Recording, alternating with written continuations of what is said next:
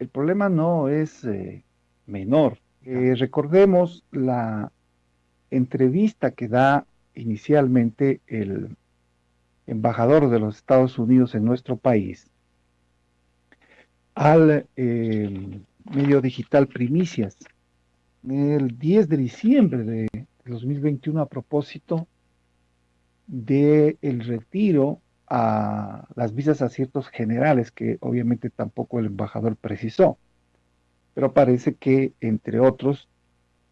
son aquellos de la policía que recientemente fueron separados por no haber podido ascender. Dice el embajador de los Estados Unidos en esta entrevista al medio digital Primicias, a pesar de los éxitos del Estado ecuatoriano en contra de los carteles, o de los cárteles, perdón, es obvio que hay grupos dentro y fuera del país que quisieran debilitar la democracia. Señala, nadie puede esconderse detrás de una túnica judicial para cometer crímenes. Estamos muy preocupados, dice el embajador, por la penetración del narcotráfico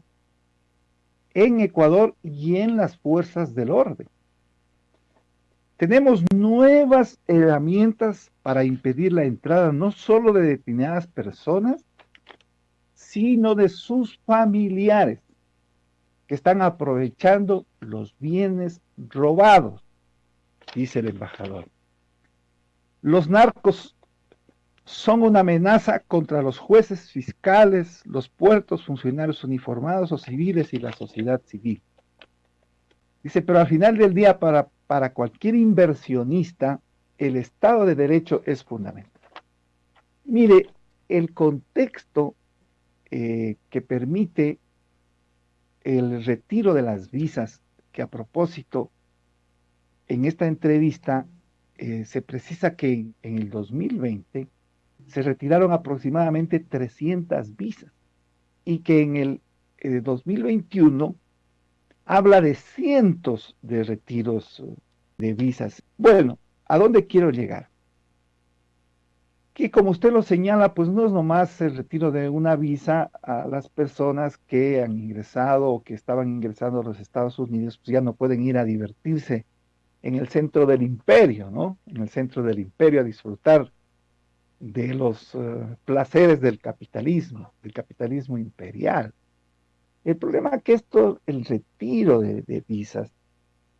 lo hace el gobierno de los Estados Unidos previa investigación, en donde ellos llegan a concluir que efectivamente esas personas a las que se les ha retirado las visas para el ingreso a los Estados Unidos están comprometidos con casos de corrupción e inclusive con asuntos de narcotráfico. Él habla de tres ejes que están interrelacionados y habla de la defensa del Estado de Derecho, de la defensa de la democracia como sistema político y en este marco de la necesaria lucha anticorrupción precisamente para poder consolidar estos ejes. Entonces, a las personas a las que se les ha retirado las visas, que son, entre otras cosas, generales, de lo que sabemos hasta ahora, generales de la policía, tampoco se descarta que sea de las Fuerzas Armadas, porque conocemos el caso concreto de aquellos generales de la policía que no fueron ascendidos y uno de ellos puso la acción de protección y los jueces, como así es nuestro país, ya los reintegraron. Segundo, habla de familiares, es decir, personas que disfrutan de lo robado, dice el embajador. Tercero, habla ya, y creo que se concreta inclusive con un comunicado oficial de la embajada en estos días, exactamente el 10 de enero, ¿ya? Habla de jueces, habla de fiscales, habla de servidores de la función judicial, habla de abogados, porque tenemos el caso donde este señor a costa de ingrata recordación para el país, porque fue quien permitió la convocatoria a la Asamblea Constituyente para la expedición de esta constitución, que es precisamente la que permitió el marco jurídico para crear, no sé si un narcoestado, pero al menos sí un estado en el que una pandilla de delincuentes que ahora están sentenciados y que son prófugos de la justicia manejaba en el país. Entonces es gravísimo, Lenin, porque pilares de la función que debe cumplir en el Estado, como es la administración de justicia y como es la seguridad ciudadana, que nadie discute que esas son funciones esenciales del Estado en cualquier país del mundo, este rato están amenazados. Y lo que está haciendo Estados Unidos, aquí hay que entender, hay que madurar. No hay que pensar por el lado de la politiquería y decir los Estados Unidos están inmiscuyendo en los problemas nacionales. Los Estados Unidos este rato están colaborando con el país y lo hacen frente a la necesidad precisamente de lo que señala el embajador, de fortalecer el Estado de Derecho, de fortalecer la democracia y de fortalecer la lucha anticorrupción.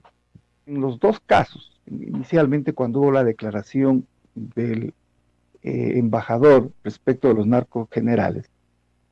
y recientemente esta semana cuando se realiza el pronunciamiento público respecto del retiro de visas a jueces, fiscales y servidores de la función judicial. Y también a propósito el propio Acosta, ¿no? El abogado Acosta, queriéndose, según él, curar en sano, publicó precisamente la notificación que le hace la embajada del retiro de la visa. Entonces, claro, ellos solicitaron, digamos, oficialmente, la ministra, estoy hablando de la ministra de Gobierno, la información a la embajada de los Estados Unidos en ambos casos, que también lo había el trámite hecho anteriormente. ¿Y qué nos dice la ministra? Señala claramente que obviamente la legislación de los Estados Unidos les prohíbe a ellos publicar la lista de las personas a las que se les concede las visas para el ingreso a los Estados Unidos y la lista de las personas a quienes se les retira, porque es información delicada, es información personal. Pero ha señalado también el gobierno de los Estados Unidos y también la ministra de Gobierno que sí lo puede hacer, es decir, los Estados Unidos pueden como Estado colaborar con esa información en el marco de una asistencia penal internacional, es decir, en el marco de un proceso judicial en que las fiscalías comparten información, efectivamente, como ya se ha dado en otros casos, que en estos últimos años han sido pues mediáticos en cuanto a la gravedad por estar vinculados al tema de la corrupción. Entonces, esa información la puede efectivamente los órganos internos de control del país, la pueden obtener en la medida, obviamente, que ellos intervengan seriamente en un proceso. Y ahí tienen que jugar un papel importante, sobre todo la fiscalía, ¿no? Porque precisamente los Estados Unidos dicen que dentro del marco de un proceso judicial y de intercambio de información entre fiscalías. Pero en general, obviamente, esto permitiría intercambiar información entre entidades oficiales de ambos países, entidades del Estado. Entonces, tiene que cumplir ahí su importante papel. La Fiscalía, fundamentalmente, la Contraloría, evidentemente, que puede hacer su propio estudio por el tema de las declaraciones patrimoniales, que todos los servidores están obligados, obviamente, a presentar periódicamente y se puede evidenciar si hay o no el incremento del patrimonio justificado. Pero usted sabe que a veces eso no es muy fácil a través de esa vía comprobar si ha habido o no enriquecimiento ilícito, porque generalmente estos son delincuentes ya avesados, pues, si tienen testaferros a nombre de quienes ponen sus bienes. Pero bueno, el Consejo de la Judicatura, obviamente, por ahí ya salió una organización de jueces a decir que el que se le haya retirado una visa a un juez no es causal para una sanción y una destitución. Así mismo es, pero evidentemente frente a las declaraciones de del embajador de los Estados Unidos, donde dice, yo les retiré esta visa, nosotros les retiramos esta visa por corruptos, jueces corruptos, fiscales corruptos. Entonces el Consejo de la Judicatura debe comprometerse para, obviamente, hacer una investigación conjunta coordinada que permita efectivamente tener las pruebas suficientes para, dentro del marco jurídico ecuatoriano, destituir a estos jueces corruptos y efectivamente hacer un escarmiento para ver si de esta manera logramos limpiar la función judicial.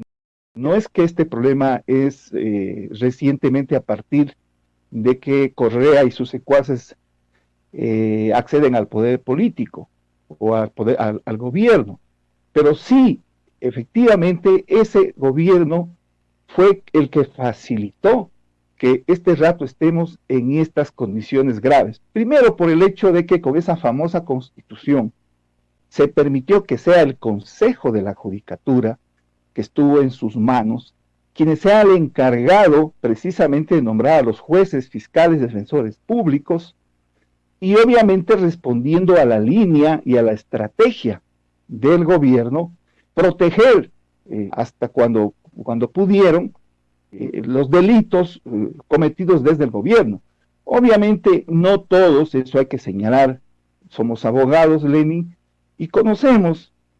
a los miembros de la función judicial, jueces y fiscales. Sabemos que hay gente muy honorable, efectivamente, en todo el país es así,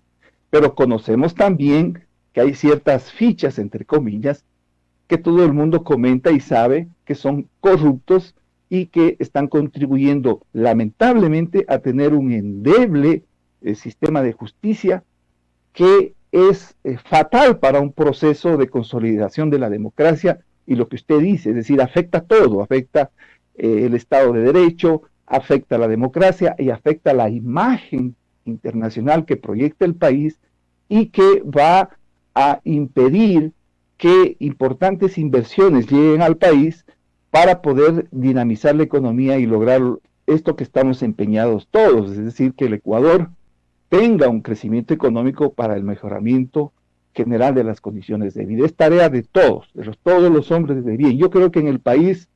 los honestos somos más, Lenin, y tenemos que coordinar acciones, seguir adelante, impulsar una lucha precisamente para defender nuestras instituciones democráticas y para liberarnos de la tremenda corrupción, que es una demostración de la degradación moral a que ha llegado el país al ser manejado por delincuentes. Opinión ciudadana.